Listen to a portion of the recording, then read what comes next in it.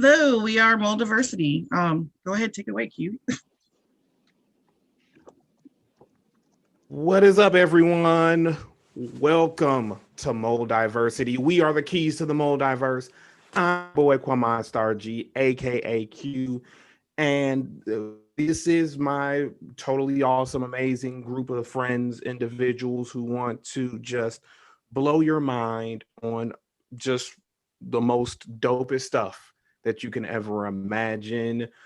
So we are so glad that you guys are able to be here on the maiden voyage for the launch, but I'm not going to waste much of y'all time with no intros. I'm going to pass it on to everyone else. Let's get it. All right, what up, y'all? My name's Key. I am 29, well, going on 29 years old. I'm from the eastern part of Virginia. I have been a huge DC fan since the 90s. Like, I grew up on the 90s Batman, I grew up on the animated series, grew up on Justice League, so on and so forth. So, oftentimes, a lot of people say my opinions on DC and anything in general is kind of blunt, if you will. But I hope that some of you guys might agree with me. If not, oh well, it's not the first time somebody disagreed with me. Yeah, Hi guys, my name is Haley. I am from New Jersey, and I started as a fan of I started as a '90s kid that was watching Saturday morning cartoons and Batman the animated series. So I kind of gravitated towards all things DC as a child, and then I grew to just be like a huge Harley Quinn fan, Gotham City Sirens, and all ladies of Gotham type deal. So, and then I just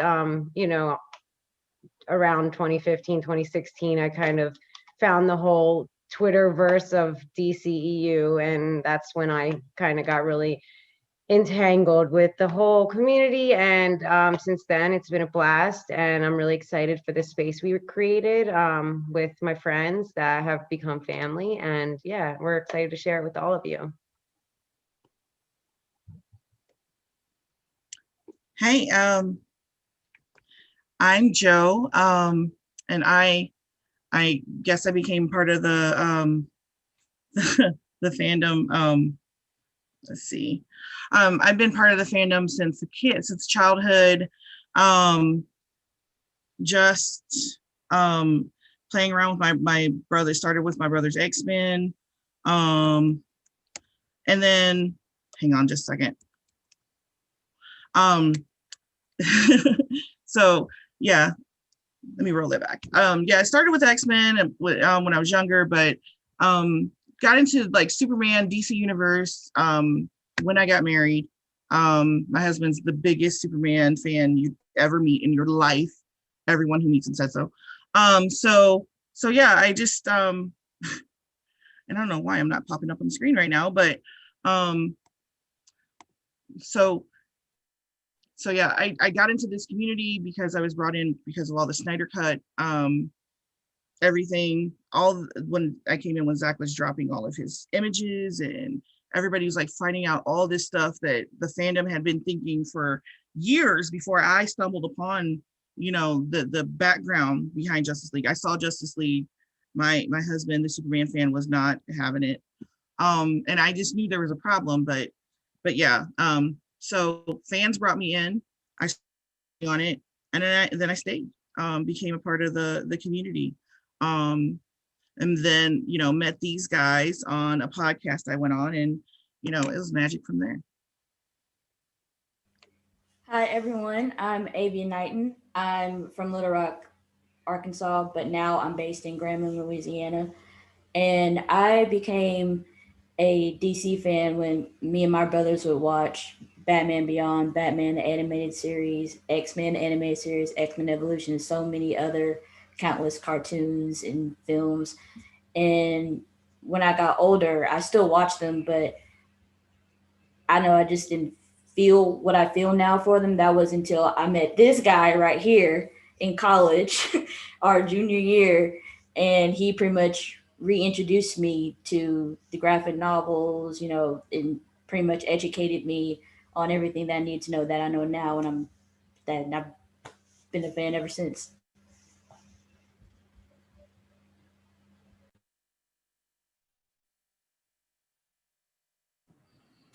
Next.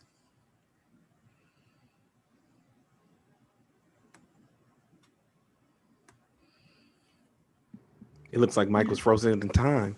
Oh, Mike. Oh, he went through a wormhole or something. Yeah, this is the perils of going into the multiverse. Oh, there, you're back. You're back. Yeah. Yeah, so I don't know. I'm having connection issues, but hey, I'm Mike. I live in North Carolina. I am a big fan of Marvel and DC. Favorite DC character is Wonder Woman. I grew up watching Linda Carter as the classic Wonder Woman, and yeah, I got into like the whole discourse and everything on Twitter when Batman vs Superman came out, Man of Steel and all that. I have a growing love for DC and a growing love for Marvel, but I'm just love superheroes, supernatural things, and just love conversing with these people about these great things that we have. And what's up, everybody? It is the one, the only Aaron Michael. You know, I got to know all these wonderful people through Twitter, through a past life, and I'm very blessed because, you know, I grew up, you know, loving geek culture thanks to my parents, my whole family. It's just, you know, it's a wonderful thing, and just, you know, being interested in comic art and just artwork, and eventually becoming a writer, meeting Miss Knighton over here and the rest of you guys all kind of being interested in this stuff, you know, it really lets me know that, you know, there's more like us. And it's really great to be a part of, you know, such a diverse group, you know, to talk about these things, because we need this. And I'm so glad to be here. Oh yeah, that's that's all of us. That's the whole squad and everything, and just generally us, us individually. But I guess we can now get into why this even exists. Why did we apparently just cut out our own bit of reality and create the multiverse with Muldiversity? And it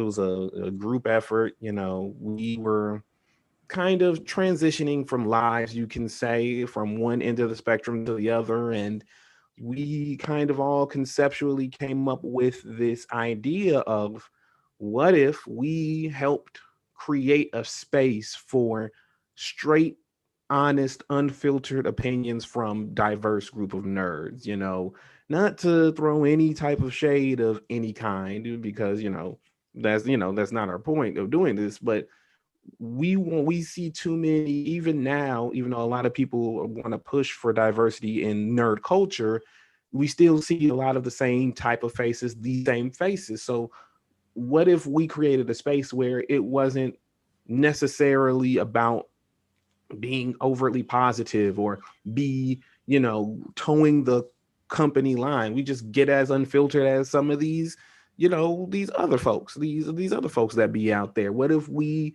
go ahead and just lay into the stuff we like on a plethora of things, Marvel, DC, anime, gaming, entirely, and be communicative, be understanding, be transparent with our feelings, just just be ourselves, and not any version of any other person that exists in our space, but be ourselves, be unique in everything.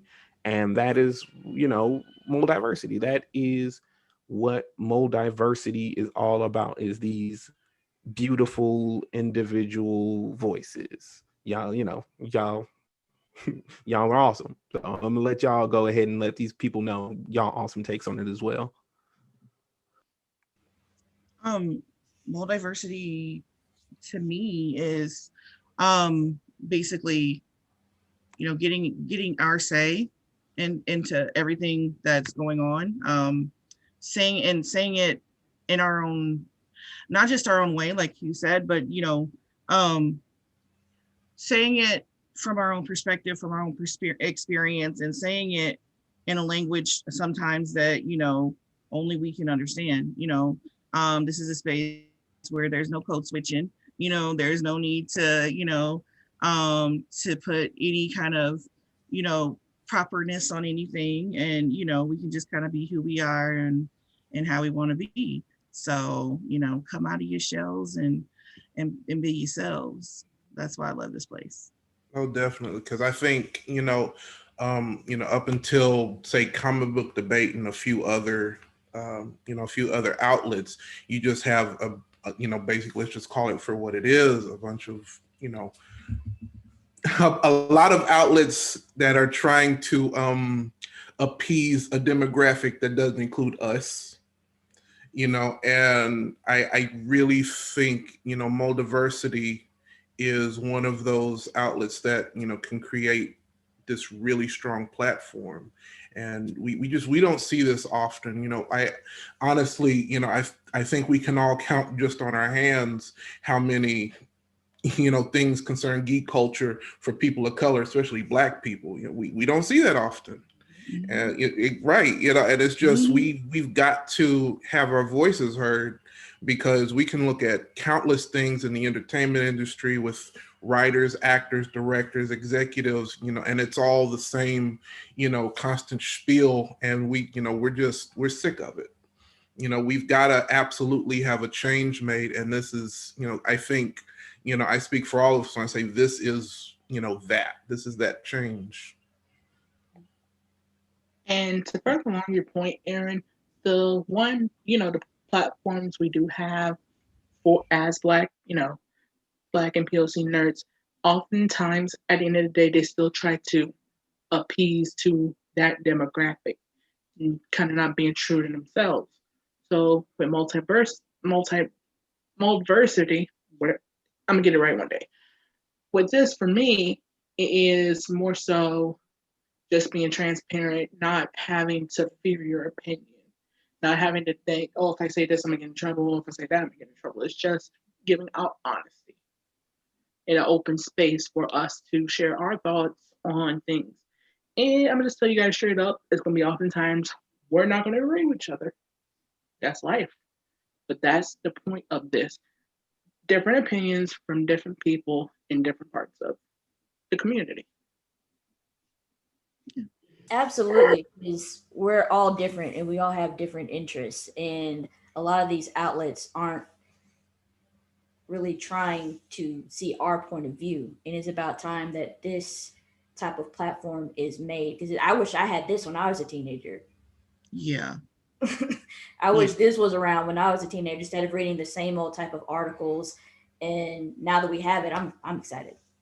Most definitely, because when I was growing up, I'm like I said, I'm going on 29, so I was, early, late 2000s. We didn't have a lot of platforms, and the platforms they did, they really only focused on one network. They didn't focus on this one, they didn't focus on that one. It's just like one focus on that one. So it's good to see the other ones, and we're not saying that it's, they're bad or whatever. It's just we need more. It can't just be one, two, three. It needs to be plenty of them. I think what I like. You got it, Mike. I'm sorry. Bad. I just think what I like is that we get to talk about everything in this spectrum. We get to talk about Marvel, DC, gaming. We get to do anime if we want to. We can do a lot of different things. We can touch on things that that are problematic, that we see the fandoms actually argue about and have strong opinions about. We can break that down for you to see both sides of the spectrum and come to a common ground. But I just like the fact that we have this place where we can really just talk about everything and not just be stuck on one situation or one one department. Yeah. Okay, I'm gonna say it.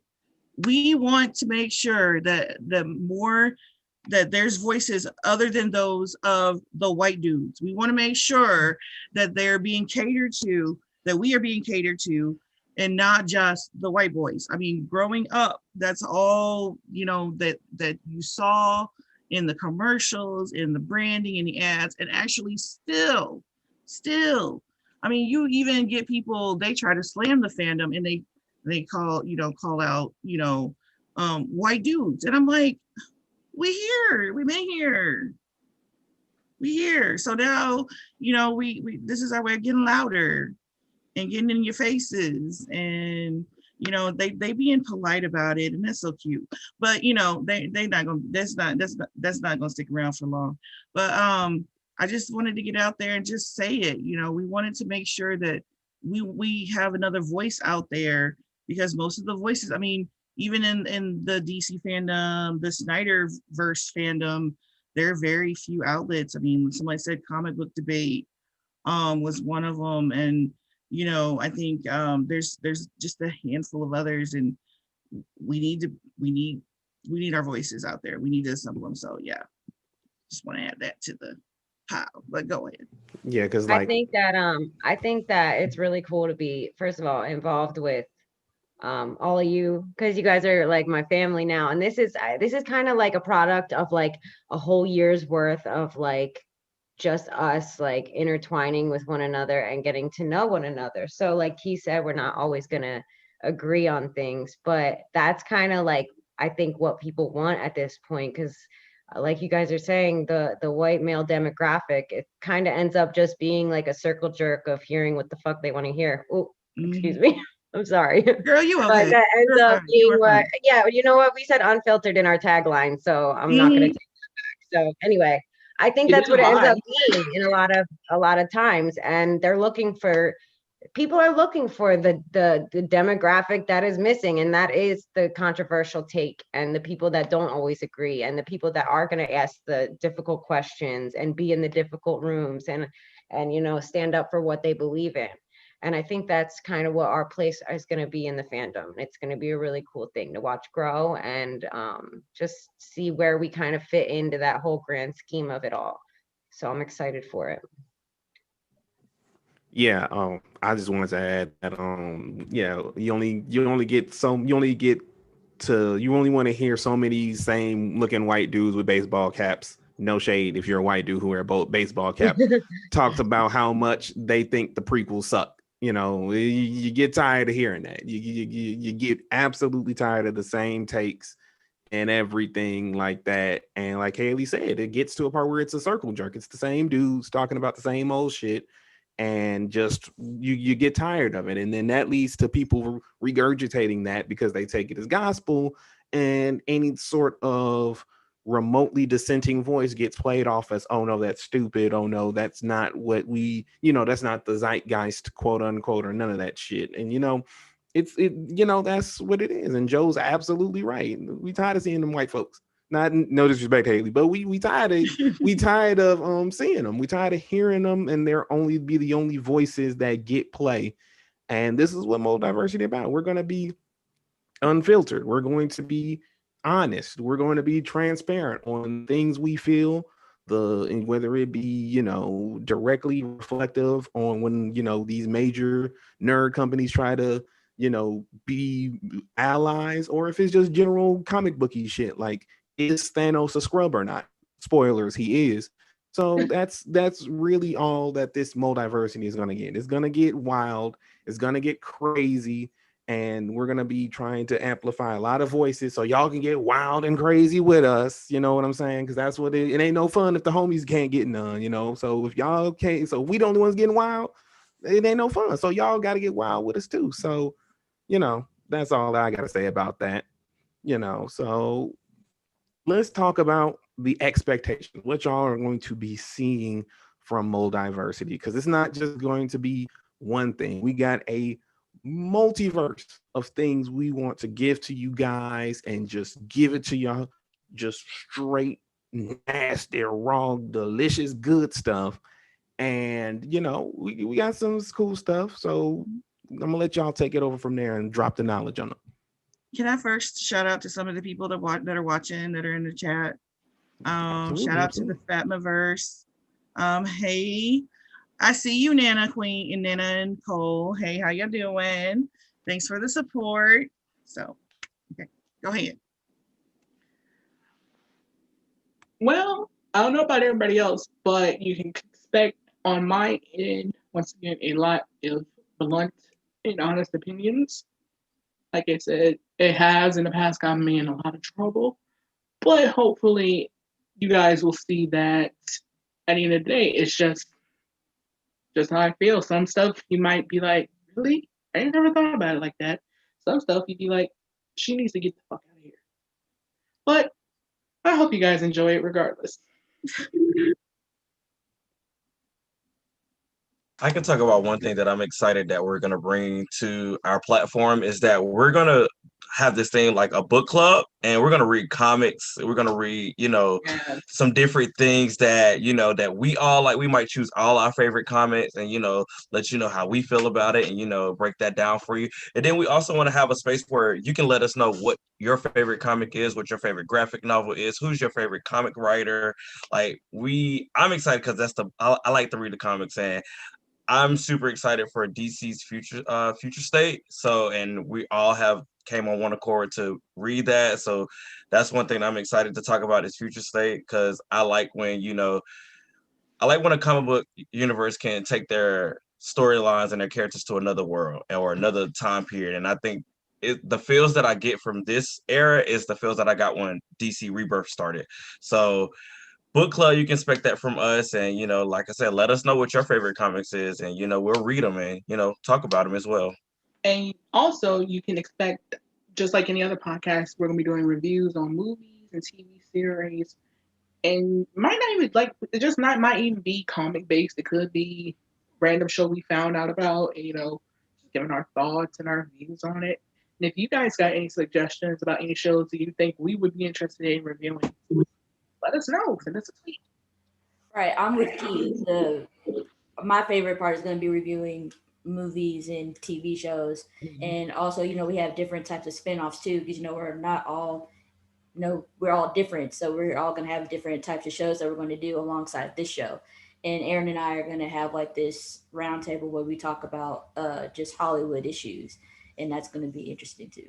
Yes, I can confidently say, if you think I'm annoying on Twitter, just wait till you see me live.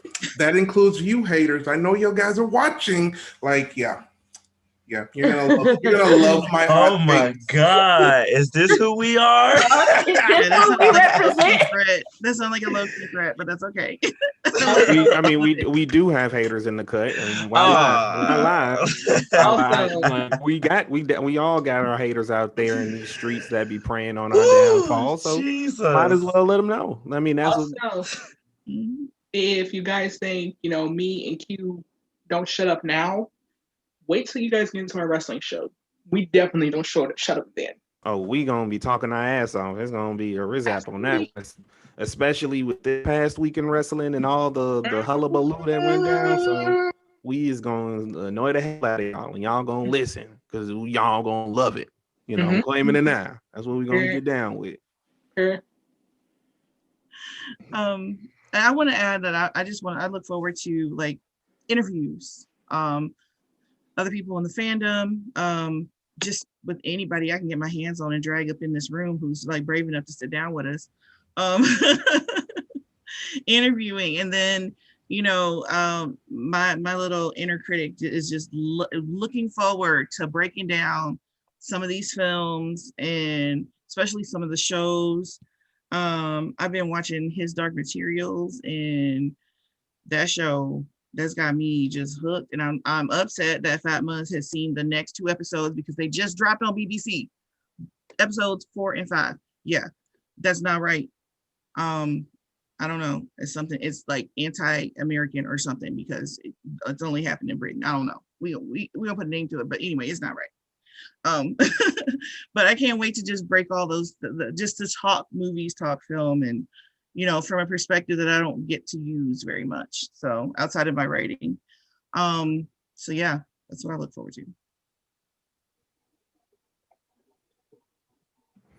Yeah, also with me, them gamers, expecting games, reviews, critiques, just general viewpoints. I know a lot of us are gamers here, but I'm gonna be getting into it about this PS5 I can't secure because Christmas hates me. It's always hated me. It's been a conspiracy from day one. I'm jealous because my birthday is a week after. So it's like some damn Q. You think you're gonna get presents twice? I don't think so. So I can't get. And when I get this PS5, it's gonna be a wrap. I'm gonna be playing all the games. You know what I'm talking about? Y'all gonna be seeing dope gameplay, dope reviews, dope highlight videos of me just beating some of the best stuff in video games. So expect that. Expect my critiques on them. So when I think a game is bullshitting y'all or bullshitting me, I'm gonna let them know. When I discover that Fortnite is gonna add the Ninja Turtles to it, I'm gonna man up and play Fortnite again, because I did it in the first place when I found out you can actually have Marvel and DC characters on this at the same time in that game, and it blew my mind. Like Jason Momoa's Aquaman with the trident, and I'm playing as Red She-Hulk, and I'm like, damn, y'all gonna throw Goku in there next? So expect all of that from me, and just expect me playing games with all of these beautiful people like Among Us.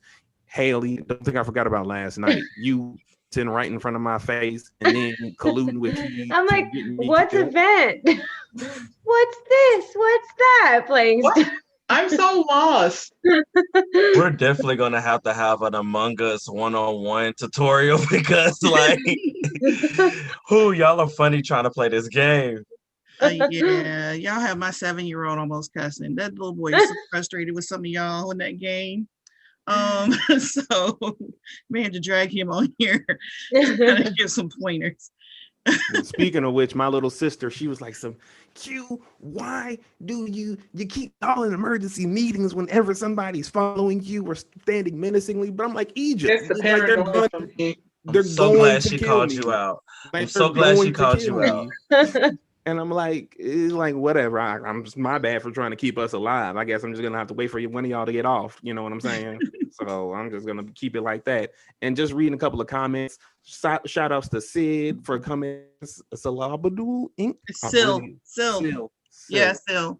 Please forgive me, Sil. You are dope. I've been seeing you on the TL. Always support a shout out. Amanda, Joe's cohort on Women of the Watchtower, among other things. Thank you for supporting. And of course, Fatma and Nana beforehand. Oh, wait a minute. Fatma is like throwing all kinds of shade. No, y'all are getting HBO Max. Why can't I have 2 episodes? Girl, listen. Listen. Y'all can go to the movie theaters. We can't. So that's another. I mean, there's still no reason to get the 2 episodes before we get them. That's still not right. It's still, I don't know. That's got to be racist or something. It's got to be something. It's definitely it offends my soul. What'd you say, Aaron? It's definitely racist. Yeah. I don't know how, but it is. It feels like it is. Right. HBO's like his dark materials. That's the only dark we giving them. We ain't giving nothing to them darkies. No, see, HBO Max though, they've got some like cutting edge, like some programming outside of just the sci-fi stuff. I mean, they got Charm City Kings, which if you've never seen that show, great. It's just like a modern day Boys in the Hood. I mean, it's a really good movie. Have you seen it, Avia? Yes, I've seen it. It is amazing. It's really good. It is. And they've got if you've not seen Legendary, oh my goodness. That's my show too. I'm waiting for season 2. That's ballroom competition. All kinds of sci-fi dress. I mean, they go out. They just kind of show out with everything. You have to see it. But HBO Max kind of put stuff out there that I think that nobody else wants to touch because it's too, whatever. We're not saying you're racist. We're saying HBO Max is racist for cutting us off. They're creating it's the BBC. Between us. It's the BBC that's doing this mess. The BBC. See, it's the systematic. It's the systematic racism of trying to divide us. That they're using HBO Max as a smoke screen, so the BBC. There you go. Okay, so Fatma is still throwing shade. I'm a legit Arab Muslim. This girl, we have to get her on here. See, this is why we're going to break the barriers down between the television shows so we can all come together. They're trying to separate us, Fatma. That's it. They're trying to separate us. That's all.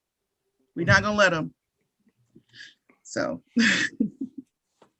But yeah. This is what you're going to expect. Us getting like this. This is the expectation. This is the standard of Muldiversity. We are going to be wild and crazy. And just we're not going to be underwhelming at all. Speaking of underwhelming, let's talk about CCXP. Let's talk about. Waited how long? Everybody's like 6 hours. They got 6 hours. Nothing. It's like, yes, girl, give us That's nothing. 2 And minutes. give us nothing. Can't even do 2 Yes. minutes. Nothing. We didn't even get like a teaser trailer. Yes, girl, Already give got us nothing. that. Like, I could have stayed home watching Good Time. For real. And my black tail could have been up in the bed. I'm having anxiety. Like, man, I gotta look at CCXP. Let me follow Review by Brooks. Shout outs. And like you follow the thread so I can see what's happening. Ain't nothing happening. Like in real time, disappointment after disappointment after disappointment. And it's like you did the Brazil fans wrong because they always go hard in the paint for Warner Mhm. Brothers and stuff. Yes. You did the Obviously. You did us wrong, the Americans trying to keep up with all of this stuff. You Right. did me wrong because I could have been taking a nap instead of looking at my phone. You did Key wrong because she could have been taking a nap. You know what I'm saying?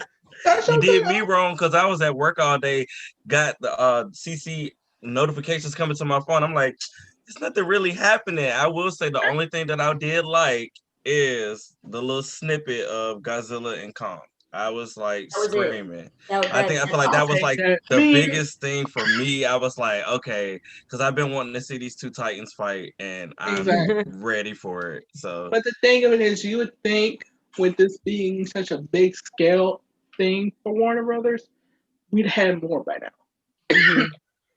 Like a full trailer or something. I mean, I was expecting like a full, like 6 hours. I'm expecting full trailers of, they said the other day they dropping all these TV shows, these And they movies had us all hyped for nothing. onto the thing, and then they're like, yeah, had the hype, like, and then talking about who is going to be down there. Like it's like I'm like, oh man, they finna drop that Snyder release date, yo. They finna go Nope. ahead A and full Right? trailer, maybe. Full the full trailer, yo. We gonna see Yeah. Zoe as Catwoman. I'm like, All we got was John Cena's thingy. That's it. what the hell that mean to me? John Cena as Peacemaker, just sitting down on his phone, Right. like just Right. like. As Oh. a We very don't see avid John that. Cena, that did nothing for me. See, I I want to see Zoe in a Catwoman suit. I mean, I want to see Yes. how they made it for her. Yes. Cecil, I would watch football too, but the Bears are trash. And if I was to watch that game, Listen, I you can't be probably saying that, and this is broadcasted out in the Chicago area. You're gonna get me killed. we Okay? all You we can't be all doing know it. That is We all know, Joe. Like, there's no point in even hiding. We know that Okay. that Trisha and Trubisky have poisoned the waters and just ruined everything. But see, the way my family works, listen, Q, you View- cannot besmirk the name of the Bears. They know that the Bears are trash. But we don't say that out loud. The views Right. and opinions of the Okay. Chicago Bears by Kwamani Greer, aka Kwaman Star G, does not reflect those of Muldiversity or Jonita L. Davis. There you go. Kick There his you butt go. next time y'all see him in let's go. Chicago. Disclaimer. Let's go. I'll remember Viewer this discretion is disclaimer down the advised. road. Oh man. But no, like really, like they gave us absolute and tootingly nothing. And I'm like, yo, what the hell y'all got going on? Like, I could have literally just been playing Horizon Zero Dawn. I beat God of War, which was hype. And I said, okay, I'm just gonna clear out the game room. I'm gonna look at my phone and nothing. And watch Marvel come ahead and like, so we're bringing back Andrew Garfield and Tobey Maguire for Spider-Man 3. And do you remember the voice actor who played Spider-Man in the animated series in the 90s? He's back too. Oh my god. You liked Josh Keaton in Spectacular Spider-Man? Well, guess what? He's here too. And what's that? Is that a PS5? Oh my God. PS5 Spider-Man? Oh my God. And yes, ladies and gentlemen, Miles from Into the Spider-Verse is in it too. Watch Marvel. And then DC's just like you don't think we can do that shit? And here's John Cena sitting down on with a blue screen. Like, come on, bro. Like, come on. It's crazy. It was so disappointing. They know better. They need a They whooping for should that. know better. But you And know, And that's the thing. We're all sitting around during a pandemic. Like, what else is there to do than get stuff together? Yeah, Like- they in a country with no restrictions. Brazil ain't got no restrictions on nothing. So they could have Yeah. done something, anything. Right. Like, They know we like, need entertainment. We Yeah. need it. like, I don't think they realize that, America is a hot mess and we're all still in a pandemic. Give us Oh, something to know. live for. They know. I need something to kind of hold on to for a little while. We needed this to get through the pandemic, and you let us Yeah. down. I know there was like a possible. I feel like this is like a bad spades hand. Like, you know, it's like I got a possible. There's like somebody said. So I saw a tweet where they talked about the Snyderverse becoming a comic. That was That's dope. a possible. Oh, though. I saw that tweet. Yeah. That's not definite. That's a possible. I It's saw just that. I saw that, and my whole timeline was just in shambles of people arguing because of one stupid little fan theory about a certain character dying. I'm like, Let's talk about the fan theory. Let's Yeah, bring well, it up. Because I Let's don't. talk. Let's I'm talk like- about the fan theory. Because Because I'm I gonna mean, get, so I'm gonna get mean towards these folks. Okay, taking stuff out of so- context. the fan theory in statement was apparently Wonder Woman dies. Somehow this What? equates- that's all I don't know. I just saw it. See, But somehow that equated to once again, oh, Zach doesn't know how to write characters. First of all, it wasn't even confirmed.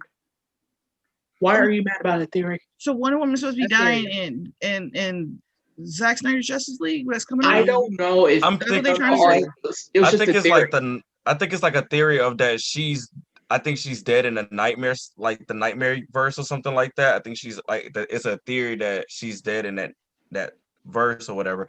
Mhm. But my thing is, this is like I saw somebody tweet and was like, I mean, they're going against Darkseid. Okay, no shade. Have we not seen Justice League Dark Apocalypse War? He killed Hello, basically like- like he murked all of them. So all it's of a them, yeah. it's a possibility. Oh, sorry, Oh. spoiler alert if you haven't seen it. If like it's a possibility that somebody can die. We did see Superman die, and I wasn't expecting that in Batman versus Superman. Like I was shook. Like I never forget that moment when Doomsday. Like yeah. So I just feel like why argue about a fan theory and then try to down Zach once again about whatever his vision is. If you don't like Zach, you don't like Zach, but don't try to downplay him through a whole fan theory that somebody made. Like Right. that's Right. crazy. And I even mean, so, if you don't like you that, know, then I mean, spoiler alert, don't watch the deceased storyline, because I mean, y'all they're gonna be upset from the first comic. it's like I mean, it's weird to me because it's like, and shout outs to Frank and the Snyderverse, shout outs to Gillis as well, Gillis 15.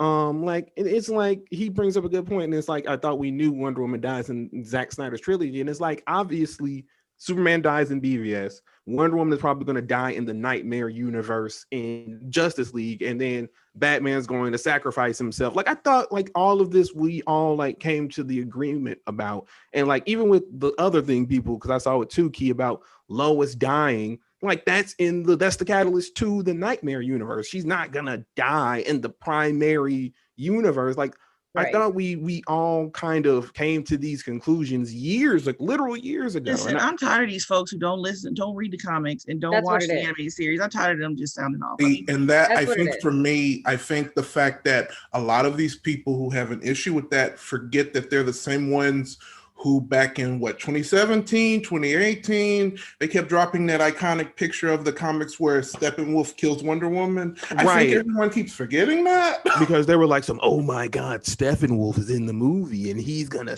because here's him killing. they really thought that he was going to murk Wonder Woman, but now these same mofos are mad over a theory. that oh my we God, read a book, y'all. Come on. Right. Go outside and touch some grass. Read the comics. Like there's like read the comics. That's all they need to do. Go outside and touch some grass. It's not that deep. like I swear That's true. I swear there's like some plants in the DCEU fandom, like just some randos who like just say off the wall stuff and get people whipped up into a frenzy and everything. And it's like, Sure. like even if That's what you it saw you steeled yourself to watch what I like to call the bootleg Snyder cut Justice League Dark Apocalypse War. Listen, I like that one. Like, Okay, like he's been shady about that movie ever since the movie dropped. So you Because- know, You don't like have to just keep encourage it, you. just the keep reason it why moving. Yes, the reason why I'm exactly. shady about it is because I firmly believe Justice League Dark Apocalypse War was made by people who do not like Zack's stuff. And they were like, so how can we placate these people asking for this movie that we don't want to put out? Oh, let's just make the movie we think They Zack was made. not worried about you when they made it. Okay, come on now. No. You just did not understand Justice League Dark. That's okay, but you don't keep going. I mean, like, it's no shade. I love all of y'all who love that movie. Thank you. Like, I love all of y'all. Like, don't get it twisted. Y'all are still awesome people. I personally just feel like it's like still. Like right, still emphasis on still. Okay, like Key, you know, like in WCW when they had fake Sting to try to make it seem like Sting joined the NWO, but it wasn't really Sting. Don't bring that crap up to me. I'll get mad all over again. Then we'll be here forever. But it's like that. Oh, this is the Snyder cut, and he's joined the DC animated side. No, and then the Snyder cut is actually in the rafters. Ain't nobody said it was the Snyder cut though. That was all y'all trying to throw stuff on there. Did nobody say that? Nobody say that. I'm just saying that that was all y'all. I'm just saying it looked like some low key hateration. Like they were. I think you should watch it. I think you should watch it again tonight and have a new perspective on it. Absolutely not. I think so. That's your homework. That's your homework. Homework in the morning. Is y'all gonna cash at me a smooth 40 to do it? I'll get paid. Okay. Quiz in the morning.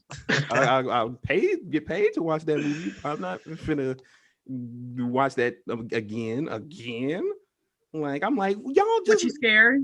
I'm not scared. He's scared he might actually get a perspective after he watch it again. Exactly. That's what it is. No, the truth is I did see it twice. I saw it once on bootleg, and then I actually bought it again to make sure I registered what I saw. Wait, so. You bought the movie too? Yeah, that's why. Oh, so you're a fan? Oh, you're a fan. Oh, that's a fandom right there. Like, you waste no taxpaying dollars for a movie. You're damn right. My philosophy is you can only hate if you buy it. If you don't buy it and you hating, you don't have a leg to stand on. That's like me going to buy the Iron Man series knowing I don't like Tony Stark.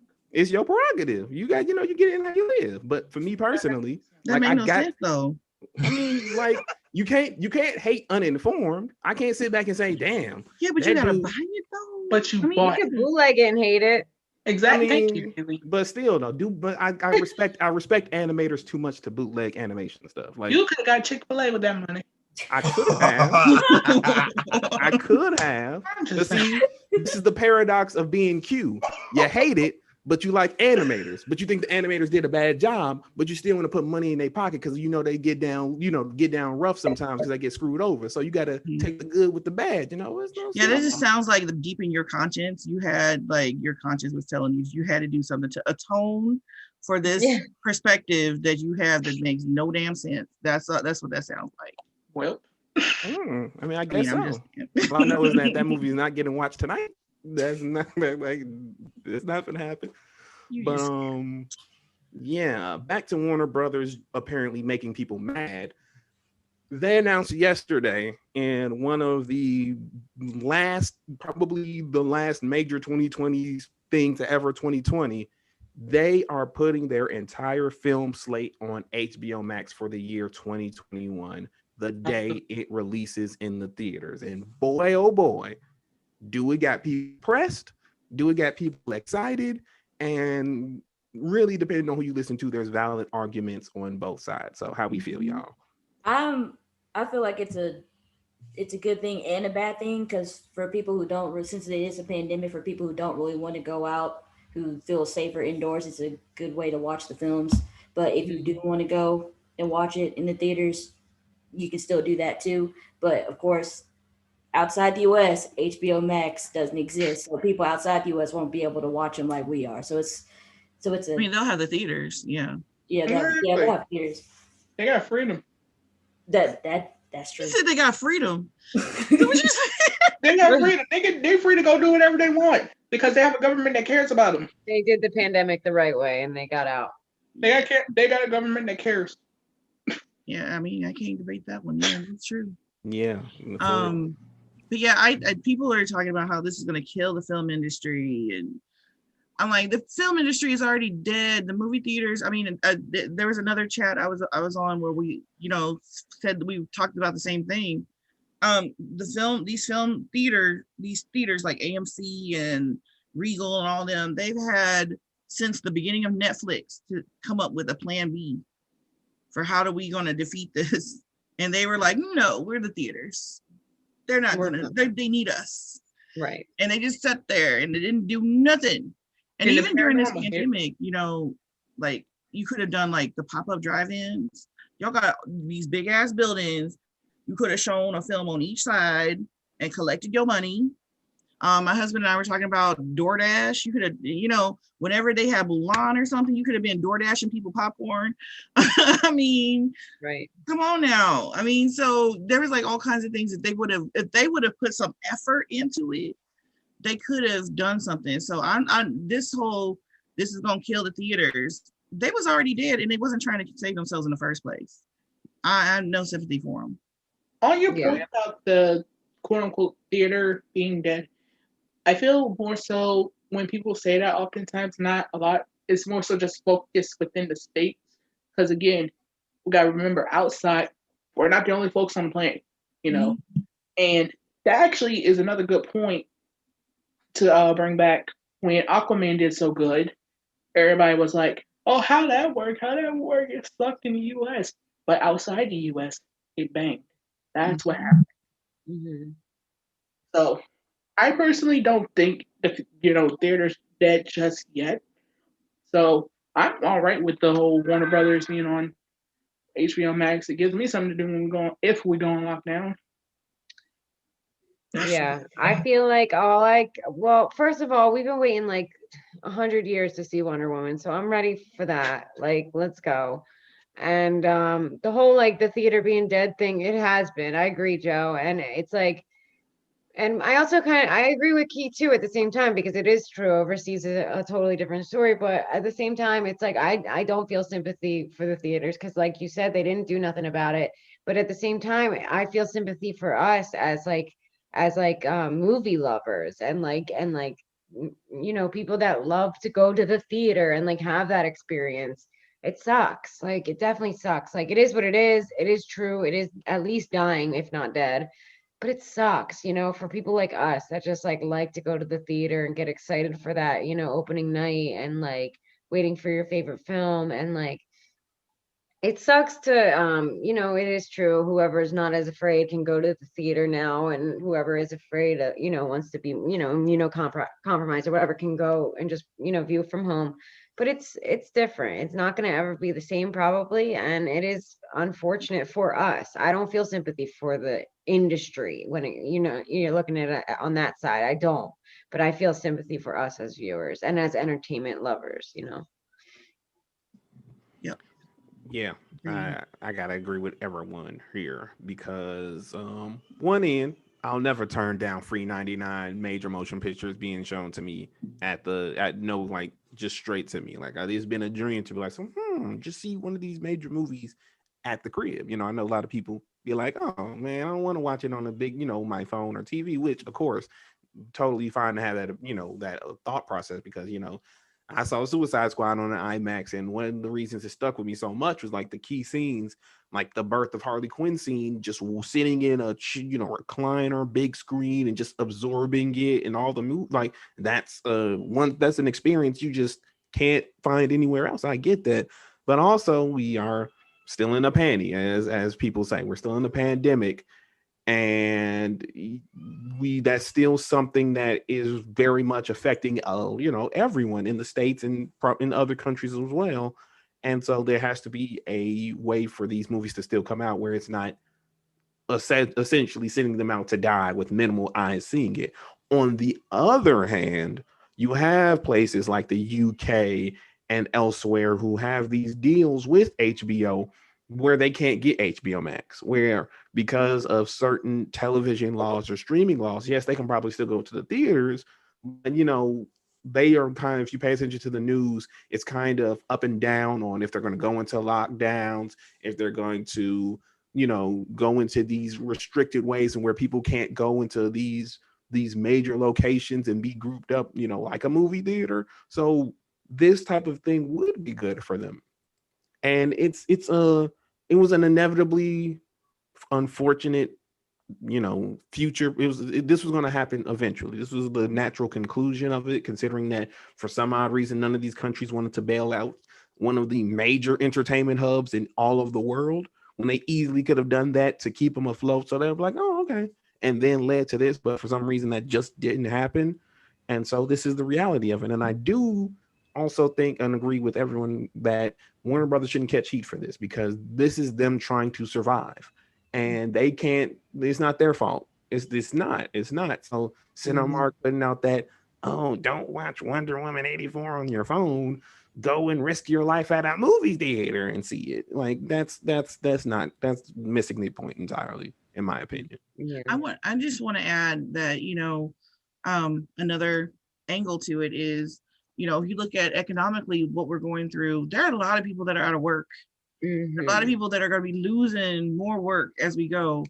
As it was bad enough. I mean, folks with kids trying to go to the movie, spending, an ungodly amount of money just to go see a movie with kids in tow.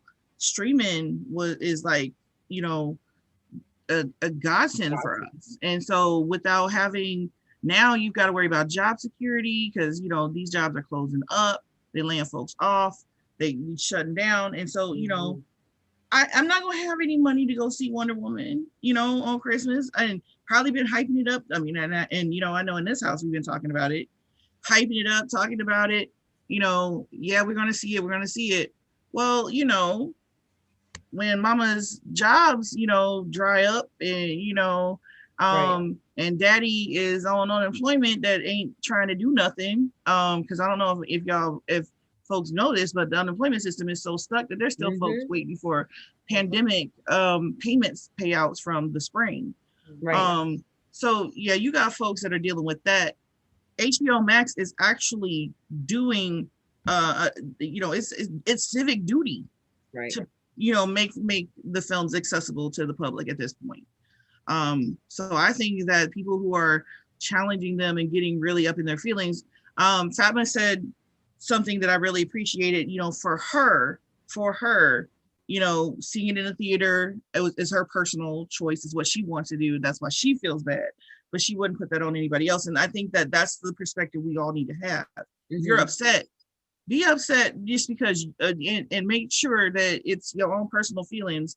And don't try to say that HBO Max is ruining the industry, because no, you ain't thinking about everybody else out there who can't afford nothing. And that, that little couple dollars they pay a month for HBO Max is going to be helping them out in this pandemic. Yeah. No doubt, no doubt. And also, just one more quick point about this. Expect Disney Plus to do the same damn thing. Like, this ain't gonna be no anomaly, with the exception of Spider-Man, which is still Sony distributed, so that's reliant on them. Expect all these MCU and Disney major movies to hit that plus in the coming months. Like, I would not be surprised if they are going to announce it at their investors meeting, which is like one of the people have been hyping up, because that's when they'll be announcing their actual major stuff, as opposed to what they would be saying at CCXP. But expect them to go back, because I know they were like, wouldn't be the first time they waited for Warner Brothers to do something first and take that idea. Yeah. Okay, I just want to. Do you think they would do that? Because what is the only thing that's coming on their slate that's coming out next year? Do you think they will actually, put a movie out onto Disney Plus, or would they probably just shut down their whole movies that are coming out and just push back until they feel like theaters are safe?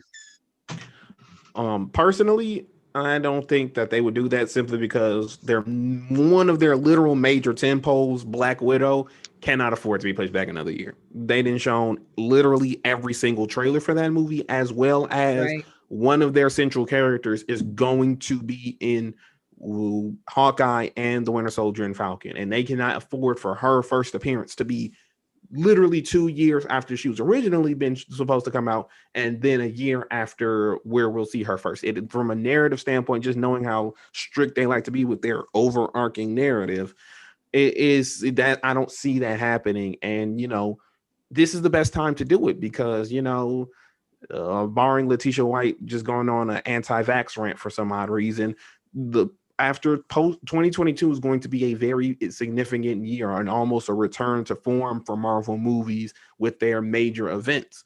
And I don't see Black Widow or Eternals doing as well in that same time frame when you have Spider-Man 3, you got Doctor Strange, both are supposed to be like Avenger levels movies, Thor, God and Thunder, you know, and not to mention the DC movies that are going to be competing with it, like The Batman and The Flash, seeing if they'll maintain their release dates.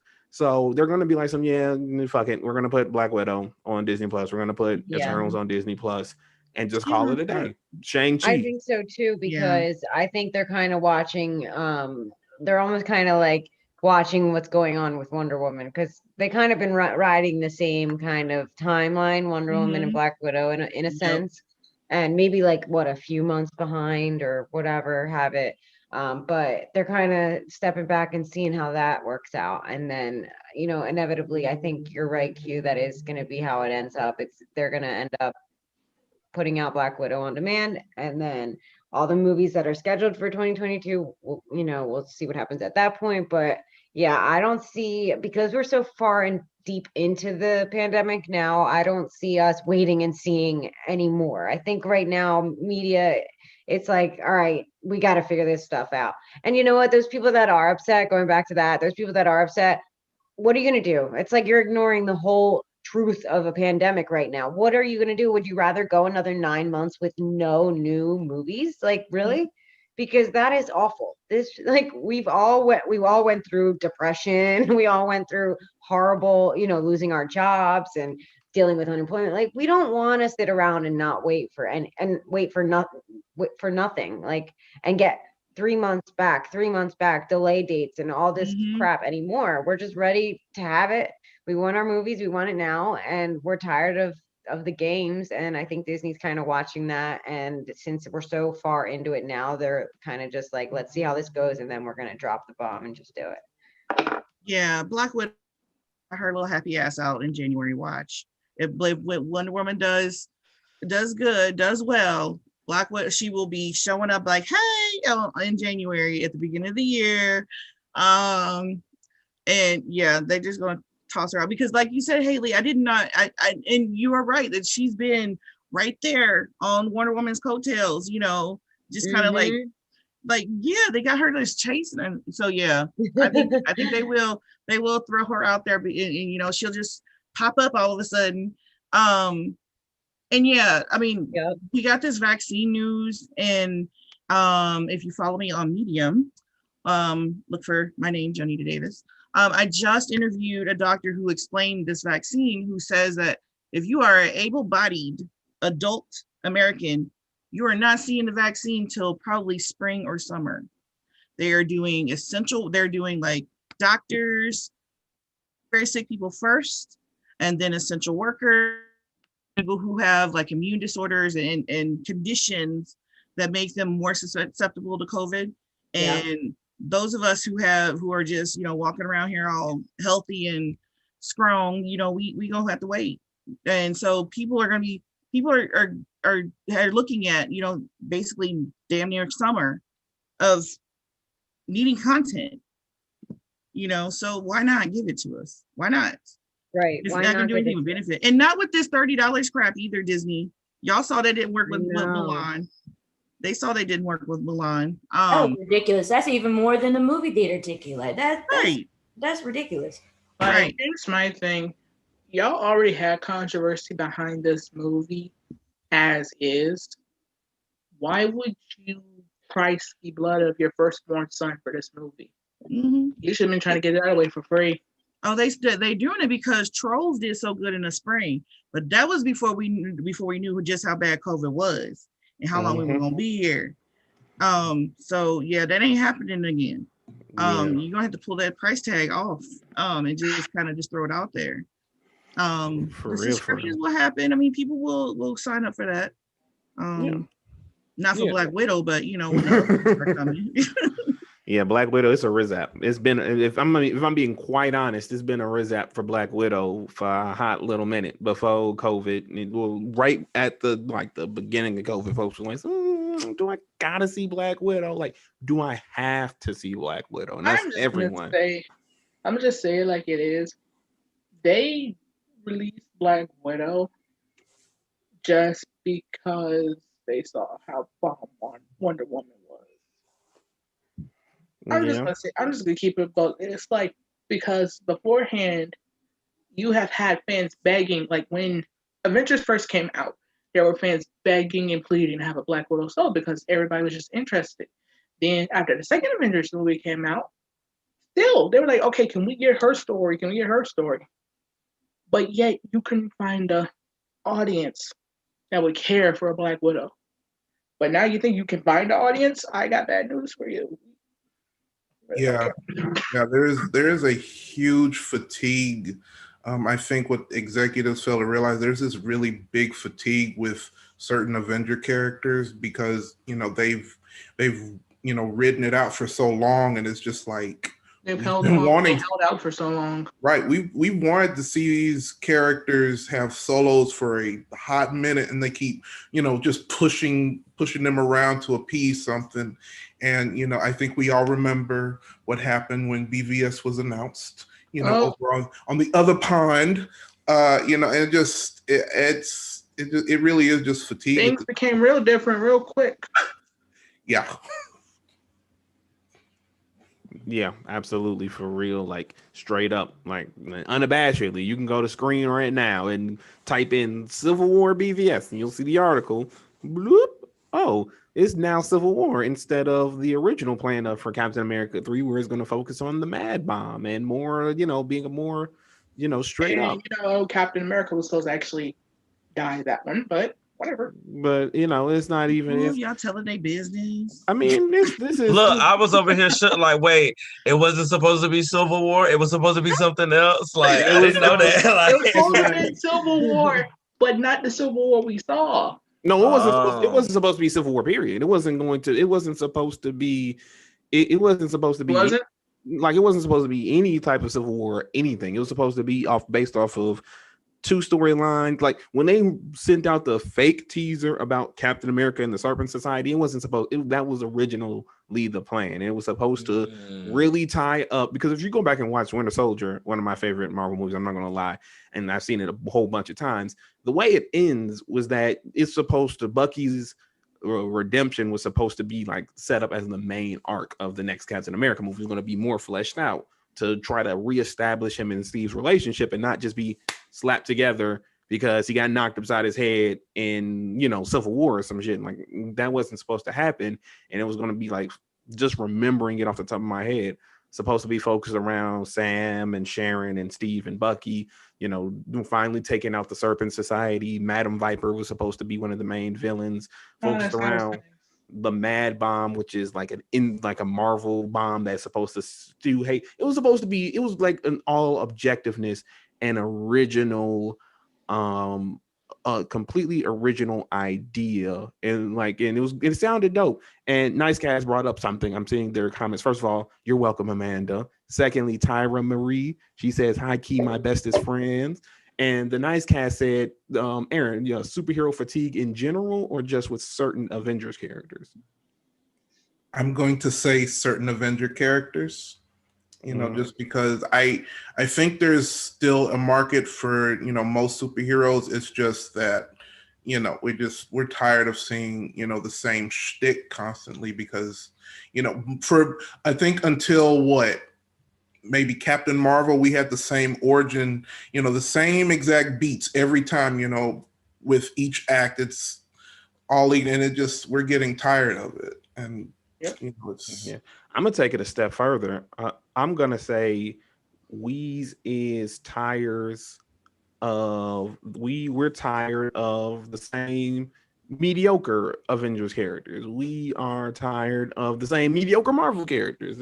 It's the same thing. The reason why they are so similar in their execution, the reason why they are so similar in their, what's the word I'm looking for? They're so similar just generally is because they have no identity that's interesting to a general mass. That's why they took the one thing with this one character and basically multiplied it by 5. And like it's literally the same old thing. That's why you have people like for me personally, the reason why I was so interested in the MCU was because I was waiting on the X-Men and Spider-Man to show up. That's what the hell I was like. It's like, oh, okay, they're making me care about these other characters, but I'm really gonna start paying attention when the X-Men and Spider-Man, because those are the pinnacle of Marvel creations. They are the ones who, when you ask anyone who actually knows their shit, the Mount Rushmore of Marvel characters, I mean, most superhero characters in general,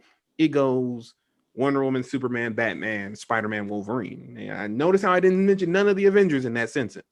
And that's who we want to see. That's who. Oh, you're gonna get us so much hate later. And I'm speaking the truth. They can folks can hate on the truth all they want to. It don't make it less the truth. But that's what it is, and like it's ran its course. Yes, I mean I say this as a person who liked Infinity War and Endgame, but like I'm not gonna sit here and tell you that I was blown away by most of these Marvel movies. Like I can, like I don't have to see another one of them. Guardians. I don't have to see another Guardians movie.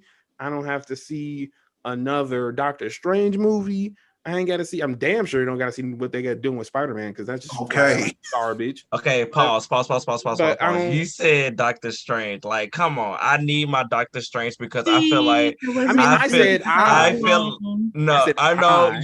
know you said but come on now, because if you want to talk about fatigue, like let's talk about how I feel like Scarlet Witch, Doctor Strange, people that are going to be probably the forehand of the future have not really got their character development. And that's where I was like, I'm a big Captain America fan, and but when I finally got Scarlet Witch, I was super excited because I haven't got another a Jean Grey besides what we had in the other little what nobody likes and everything.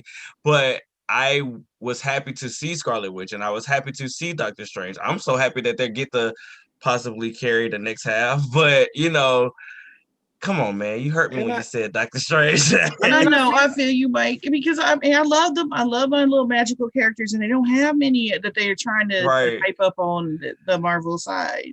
And so we need a little bit more of these people. Just a little bit. Just a little bit. I think actually I'm with y'all, because I'm speaking from my outsider point of view, because I'm not really into Marvel like that.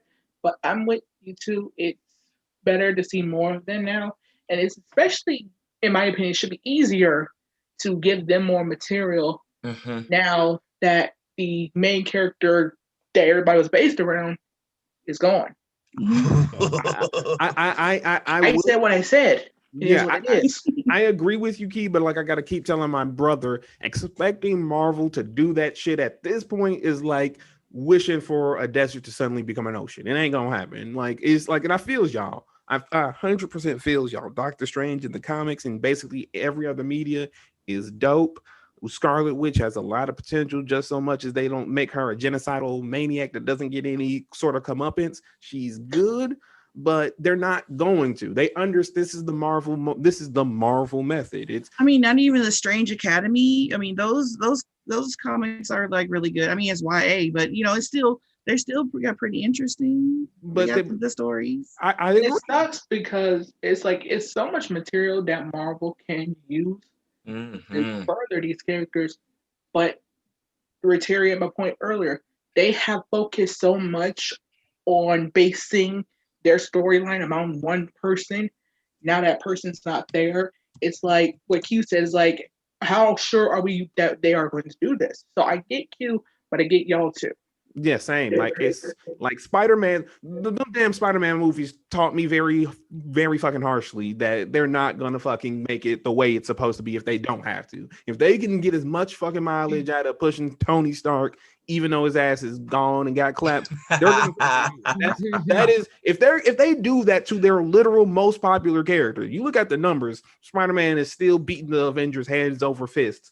Spider-Man PS4 had sold more in 3 months than the Avengers game, which was supposed to be in an MCU adjacent aesthetic wise and cast wise to the very popular movies, which didn't even sell 1 million copies in their first 3 months and is still underperforming and didn't make its money back. Spider-Man is still undisputedly their number one character, and the MCU still made it a damn near mission in life to push him like Tony Stark's sidekick, make Spider-Man, who is traditionally a Batman standalone character, essentially Robin to Iron Man. And if they did that to him, they're not going to do it to these lesser characters than a Spider-Man. Like, that's not going to happen, in my opinion. They're not going to show Doctor Strange and all of his unique magical muster. They're going to make him Magic Tony. Don't do that. I'm Don't do that. No, Hurt my no. Right, because I mean, come on now. Like, you don't think, like, with everything that has closed from one saga, you don't think moving forward, like, nobody would really, like, maybe it'll be grounded, but you don't feel like none of those characters that are coming out in the future phases will actually rise to the occasion? No, they're not. They will not. Like, it's not. I'm not even gonna give them that much hope and optimism. If they're not gonna treat Michael Jordan like Michael Jordan and treat Michael Jordan like Paul Pierce, why the hell will I expect them to treat Sam Cassell like Paul Pierce when they're not even treating him like Michael Jordan? Like, it's not. Okay, he went from like movies to like basketball, and he lost. I don't know what was. Somebody translate? Why would I expect Marvel to treat the lower tier characters as themselves when they didn't even treat their mainline characters like themselves? There's no. I think they would treat their lower characters with more respect because they feel like they have nothing to gain. Right. They have nothing to gain. Like, look at. I mean, let's call it for what it is. Look at what they did to Wanda in Civil War. They utilized her in a way to kind of make that whole catalyst quicker, but she's an Omega level mutant. We should be getting something at some point, but it's something. Well, I'm gonna say she's been up there the whole time. Like, you're a very powerful mutant. You're just sitting there, and that comes down to the writers. It just we need more. I think it comes down to like the lower tier characters. They have nothing to gain, and Papa Feige and those writers. Not Papa Feige. Feige. Their map. Not Papa. Papa Feige. They got their big map, and they just have. They know what they want to do with their their main characters, but it's obvious they're not putting their heart and soul like they were trying to do with Iron Boy. My bad, Iron Boy. Either nomenclature is correct. Iron Boy Jr., Iron Man Jr., whatever. He ain't Spider-Man. I know that. We've lost and I say we as a Marvel fan, we've lost that kind of that right to hope they give us, that 80 or not even 80. I'm going to be generous and say at least 65% accuracy for what we're wanting, and it's just like other than Iron Man, maybe Captain America. We really can't say Thor because I saw what happened to him post 2. So it's just like it just. I mean, this is why I love y'all, because y'all have hope and optimism about this shit. And that's no, we don't use those 2 words on here. We don't use those 2 words. See, I forgot that certain individuals have ruined a general phrase because they're idiots and they can't. We don't do that. That stuff. I'm glad that you guys have a more fair, I should say, a more fair and open mindset about this stuff, and that's why I love hanging out with y'all. Y'all need, I need this, because Lord have mercy, do I not? I don't. It still just feels like you just stomped right all over our hopes and dreams, so that's okay. It's all right. It's okay. Doesn't work for Christmas. Doesn't work for Christmas. Like Q is the Grinch for this. No, I love being wrong. So if I'm wrong, don't expect me to try to backtrack. I'm gonna let you, like, if I'm wrong about this stuff, I'll be very glad to see y'all happy and y'all characters shining. The crazy thing is, again, this is just an outsider looking in at the fire. You would think that they would kind of trust more with just going with just doing the going with the flow of the characters instead of focusing their characters around one person, because if it ever happened over on the other side of the road, it'd be a problem. Yeah, that's the truth. Also, quick, I'm looking at the comics. Shout outs to Don Davis. Joe, do you know that person? Yeah, that's my husband. Yeah, Don Davis. Oh yeah, I'm about to say because Don is really, because with him talking about Monica Rambeau and Blue Marvel, I really hope in WandaVision that they introduce her and make her like what she is in the comics. I mean, I would like to see her get her powers. I would like to see her be a staple in the future of the, Marvel universe, because I feel like if you're gonna introduce her, then give her correct storyline, give her correct character development. So I'm agreeing with Don. I really hope they do, give her what she needs. Well, And I I don't would like to know. see Blue Marvel. And shout outs to Rasha too. We just shooting the shit right now, Rasha. We just talking about the stuff we like. Well, Mike, when I was looking at the when they released the first trailer, the only clip you saw of Right. Monica was when she fell through the wormhole. She looked Right. she looked in the camera. Mhm. And then, the new posters that they come out with, it's just Wanda and Vision, no other characters. So I'm like, Right. as far as the promotion of the show goes, Right. she's probably gonna, I hate to say it, but she's probably gonna be a role just like her mom was. And I don't Yeah. and I would. I'm gonna go. What I'm is not. it? I'm gonna spare y'all from some more Grinch stuff because I don't want to. I don't really want to set y'all off. All I'm gonna say is that Monica, she's the GOAT. She's literally one of the strongest. I love her. She deserves Yeah, so much. Like she is. when this show drops, I want her to be like to steal the show. Period. Yeah. And on the topic of Blue Marvel, because you brought your husband brought up Blue Marvel, and that's a topic I want to touch on because it's something I call Marvel's Superman paradox problem, in that they try their damnedest to try to always create these Superman analogs to dunk on the concept of Superman, and they always fail. And we'll still, I gotta address that. Yes, right now. I'm down for that. Yes. Yeah. But and it kind of goes back to Icon and Dwayne McDuffie before they got absorbed by DC, because it's something I noticed in just a general understanding on Black people's understanding of Superman. And from what I noticed about Icon and what I understand about Blue Marvel, and that rubbed me the wrong way, is that they're both Republican and they're both conservative Black men. And that stems from the mindset, just talking, because my family is incredibly geeky like me. They have there's tears and stuff, but they understand geeky concepts. And it goes back to something my mom would tell me back when she was teaching me about superheroes. And she was like, Q, Batman's the coolest because, Prince does his music and he hangs out with Vicky Vale and he's in like Gotham looks like Chicago. But Superman, he's the Reaganomics era, the curl in your hair will tell the Black kids to pull up their pants and, break up parties and stuff, hang out with the cops. As a B-girl nerd, that's what she would teach me. And it's like, from what I've noticed with Blue Marvel and Icon, they think that's what Superman is. Like if a Black person was going to be Superman, they think he's going to be some conservative-minded Republican Black guy. And I'm like, that tells me that's a fundamental misunderstanding of Superman, which I don't blame them for. But I don't like how the two most prominent examples of all-powerful Black men are the ones where, if they're like with Blue Marvel, for example, he was on Mighty Avengers written by Al Ewing. It's a dope comic run. You guys should seek it out. It's awesome. But he had tension with Luke because it's like a generational clash. Like he was the quote unquote successful Black rich Republican uncle, and Luke was the Black everyman. And I'm like, and then his whole backstory was like, oh, he quit being a superhero because the world found out he was Black.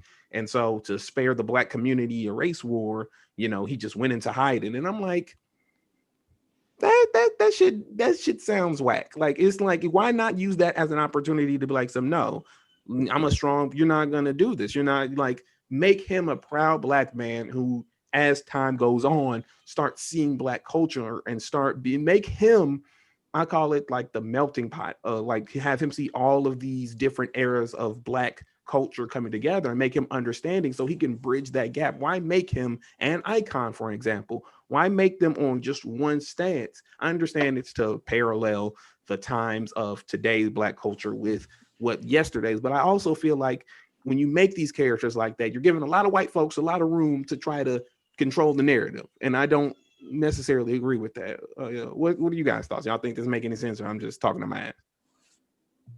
I love the fact that you brought it up and you broke it down like that. I mean, that's what we're here for, and that was a deep topic, and the way you just broke that down for us. I'm over here shook once again because you dropping knowledge again. So I appreciate you for that. Yeah, I think that is, you bring up like the perfect points. You're hitting them all on, and for me that just comes down to we need more Black writers. Period. And we don't have them. Mhm. Especially in the big two. There's no Black writers. There's not enough Black writers who bring the depth, not just sensitivity, but the actual depth of the culture to our characters that's supposed to represent us. We've had a long talk about this before.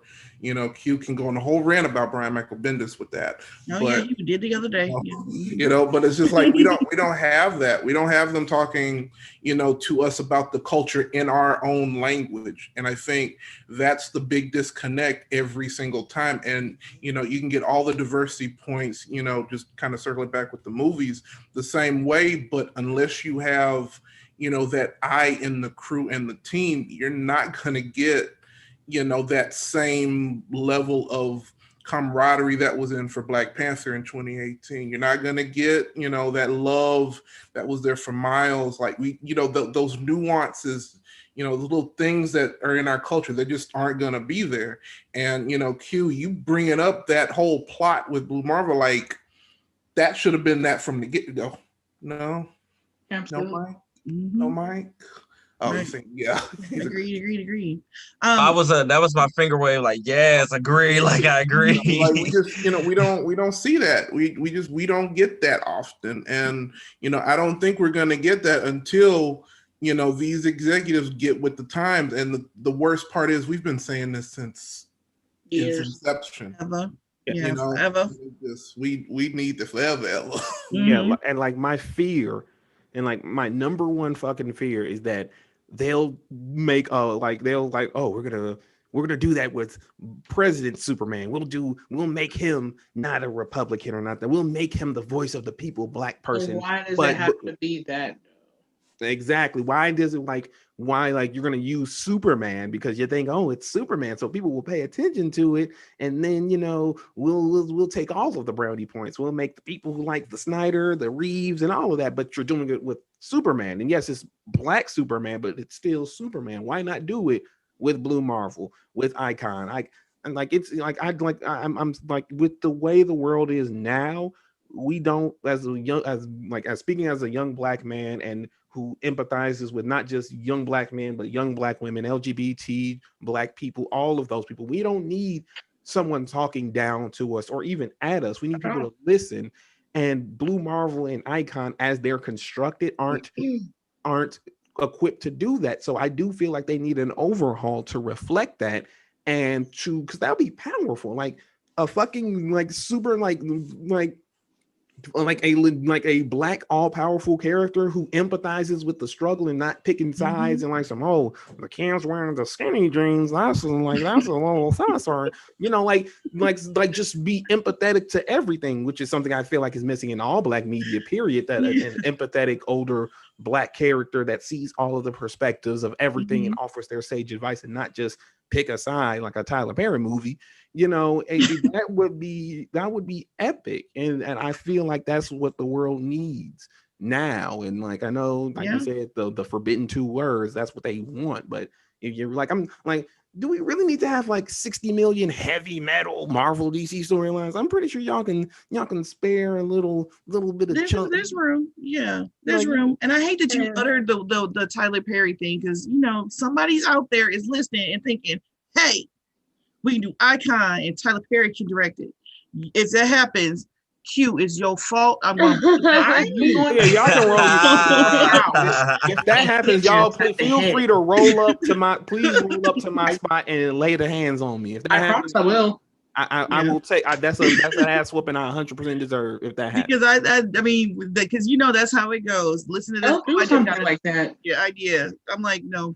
But I think we've talked about this before, about how they will have somebody create a character or start a storyline about a character, and it will be a white guy who will start the storyline, and then they'll throw a woman of color on it to finish it. But this person is already shackled by the restrictions that's already put out there from that first comic. I mean, if it's just like, putting Eve on Riri. If you didn't put Eve, you should have let Eve have the license to mold Riri's story from the beginning, and all the stories that she does, that she works on. Let her mold these little Black girl stories from the beginning, and then take them and go off with them. Just having somebody create the story and then just throwing her on it, that's not enough. And diversity is not just saying, okay, I'm going to have a Black person come and sub in. That's not it. You gotta have Black people writing Black characters, writing Black stories, and you got to stay out from over their shoulders, second guessing them, telling them that maybe they should change this, change that. That's not diversity either. You got to give them license to and the freedom to kind of move forward. That's one of the reasons why I kind of look forward to the Dakotaverse coming, and I'm kind of dreaded too, because I don't know. I mean, they're not saying a whole lot about who's on it, who's going to be doing it, and I'm just like, is it going to be something that's like started up by a bunch of people who think they know what the Black culture is, and then they're gonna throw a bunch of Black people on it, or are they gonna let us have it from the beginning? Like I'm so scared that they won't have static like some. Oh man, listen, I'm going ahead. I'm hitting that Block Boy, yo. I'm listening to the news, Chance the Rapper and everything. Drinking my Sprite cranberry. You know what I'm talking about? Hold on, Sprite cranberry is good. Don't do that. Man, It's good. We're built different, unlike the Los Angeles Clippers, looking directly into the panels and everything. Yeah, we're Black of this age, and God forbid if they try to do it from 10 years ago, man. And y'all like have them wearing like the double jackets and the skinny jeans, like wearing 2010s Black people clothing, trying to talk like how Black people talk now. God, I'm like in DC, well, modern comic book writers would do that shit. Oh my God. Like just all this reminds me I need to continue my plot twist, my plot story I have. Don't give it away for free, Key. They make them pay for it. I'm not. Y'all ain't stealing that idea. But yeah, that's just my musings on that. I just want, but like Into the Spider-Verse, it didn't spoil me. It opened my eyes to it. We need authentic voices taking care of these authentically diverse characters. Like I ain't trying to see it. Like I'm still salty that they canceled Blade's daughter from ever being a thing because they didn't want they were mad that people didn't want a white guy writing it. So like, you know what? Actually, now that you brought that part up, it reminds me of how the whole mess with Monica Rambeau had happened the first time. Who they were going to have that spinoff from Iron Fist, like I guess it's Daughters of the Dragon. I'm probably pronouncing it wrong. I'm sorry if I am. But it was supposed to be a spin-off, and it was just a big fuss on Twitter, and they ended up scrapping it, which sucks because that actually ended up ruining someone's bag. Man, Daughters of the Dragon would have been amazing because Misty Knight and Colleen Wing together. Because there was an episode in Luke Cage when it was season 2 when she got her when she was still in therapy with her arm, and then they were in a bar and they were fighting together. The chemistry between them was insane, and it's just they definitely dropped the ball on that for sure. And I just hate that not only it ruined Simone Missick's bag, but I hate the positive reaction to the show not happening from our own people. When I say our own, I mean you, me, and Joe. Our own people weren't happy this got scrapped. And I'm like, what's going on here? Why are we happy this got scrapped?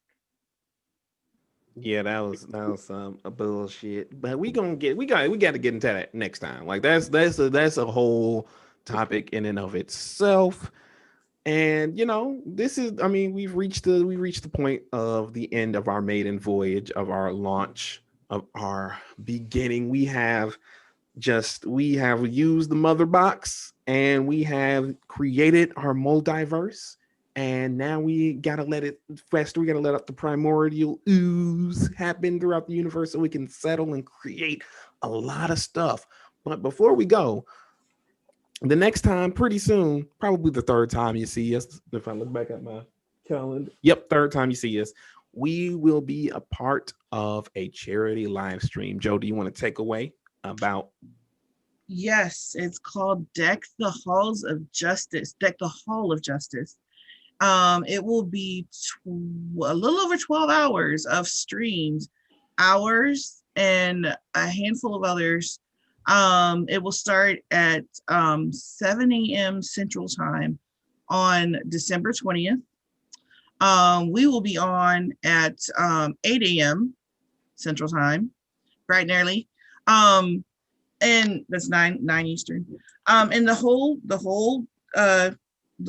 day is set up to get the whole Snyder fandom to their $500,000 donation mark for AFSP.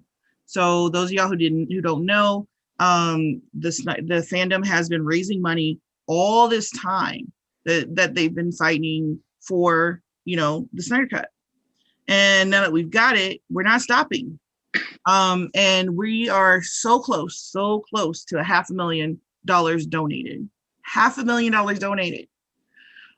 So this day is just going to be spent to raise money and to get us over that hump. So, and Q can tell you what we're going to be doing that day because it's his concoction. But you want to tune in because it's gonna get kind of ugly and it's gonna get messy, but it's gonna be fun. All I'll say is release the Snyder Cup, and that's it. But before we get to that, next week we have a hot topic for you guys. Miss Keisha, would you want to let the good folks know what we're gonna be talking about next week? Susie. So, if you have been living under a rock for the past month or so, you probably don't know that Johnny Depp has in fact been scrapped from all his movies. And not just that, but now word on the street is Margot Robbie and possibly Amber Heard are taking over the Pirates of the Caribbean series. So next week, we're going to get into the nitty gritty of if we think that's going to do good or is that going to suck. All right. Now let's go down and let them know where they can find us post Muldiversity. I'm of course Quamon Star G, aka AKJ, aka Q.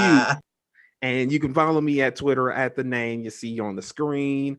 Also, I'm on Instagram, but I'm not sexy bodied up yet, so you won't be seeing any pictures until post pandemic, where I can get my 8-pack back in shape and go ahead and bless y'all. You know what I'm saying? And you can also find me from this point forward. Not only can you find me here, but after the fact, you can find me on Facebook Live on the same day with my brother Into the Quniverse, where we talk about everything geeky, gamey, and nerdy.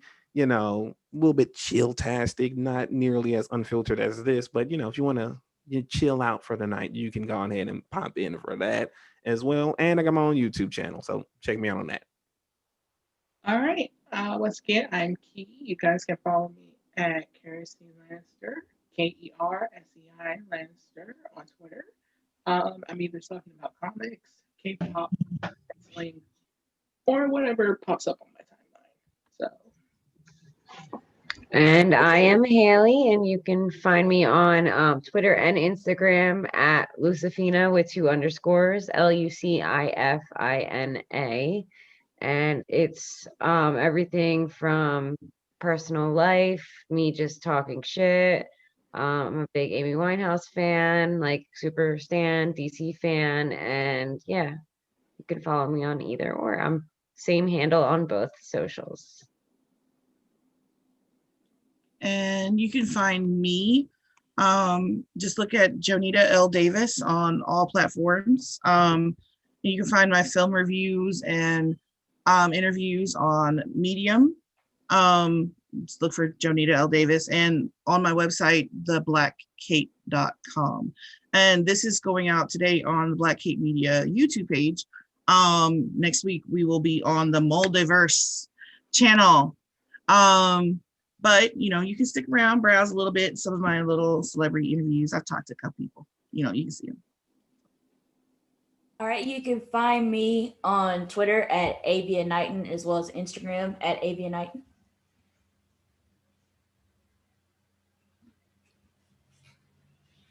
It's my go.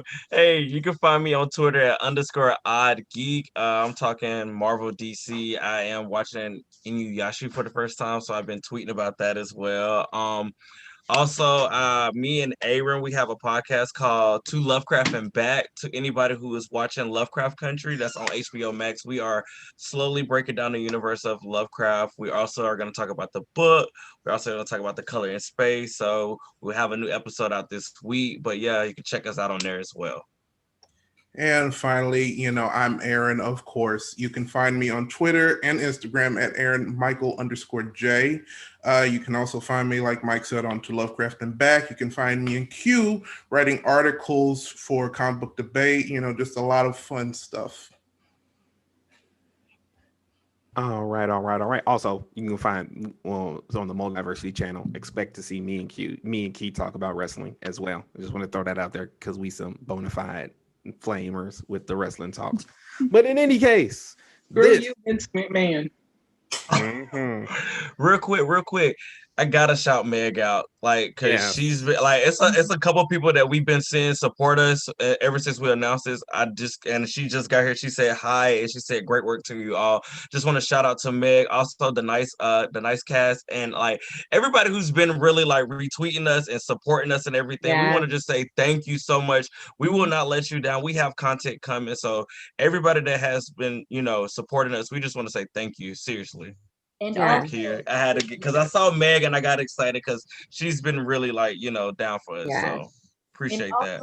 For the essential workers, thank you for everything that you do, trying to keep us safe and make sure that this pandemic, we're trying to attain as much as possible. But thank you, and everybody mask up, please. Yes. Everyone stay safe out there, and definitely. I just saw Australia had concerts.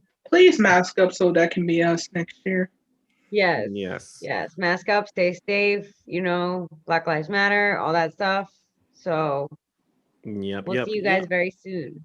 All righty. This has been Muldiversity. We've been your keys to the Muldiverse, and we will see y'all later. Peace.